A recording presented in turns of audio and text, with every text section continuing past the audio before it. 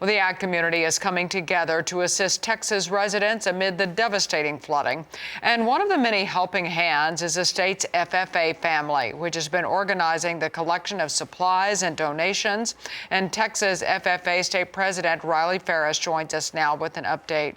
Riley, thank you so much for joining us. Let's start with an update on the recovery process and what all you're hearing from those impacted. Thank you so much for having me. I know that the recovery process, it's slowly trying to help those being impacted. But all the stories that I've been hearing from the Central Texas families affected by floods, some of them people surrounding me knew personally, they're absolutely devastating.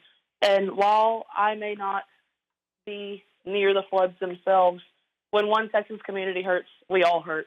And so on behalf of Texas FFA, I know that we're trying to do all we can to help however we can.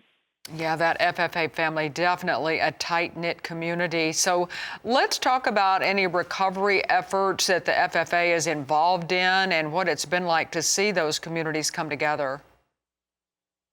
I know that we've activated the Texas FFA Crisis Fund, and it directly supports FFA members, their families, and science programs affected by the disaster, and 100% of those donations are going directly to those in need. Texas FFA also just launched a T-shirt sale.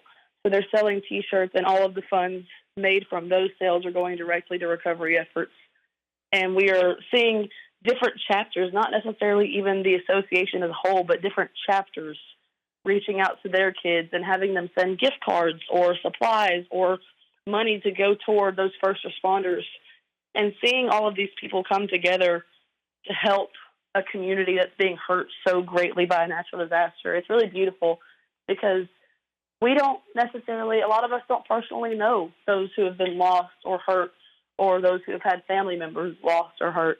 But regardless of whether we know them or not, like I said earlier, when one of us hurts, we all hurt. And I think it's really incredible to see all of these high school kids come together to try to help out their fellow Texans.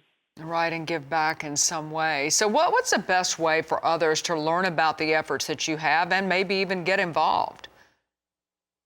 There is, if you go to the Texas FFA website, we do have a list of all the ways that Texas FFA is helping out, so they can definitely find it there. And we also know that some other associations that Texas FFA is partnering with, we're partnering with American Red Cross, Texas Search and Rescue, Austin Pets Alive, the Community Foundation of the Texas Hill Country, and different businesses like Kendra Scott and James Avery who are launching efforts to support victims. So if you were to go to Texas FFA website, there is a link that shows you all the different ways you can help. And there is the T-shirt link being shared everywhere that you can buy and donate funds, Texas FFA Crisis Fund, which is very easy to find. So there's definitely lots of different ways that you can find out to try to help through our association. Right, and that website address, texasffa.org. Well, any final words for that community during this time before we let you go?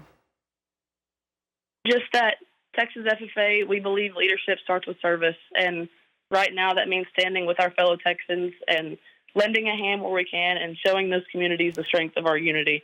So we're very proud of our members and grateful for every partner and supporter stepping up in this time of need.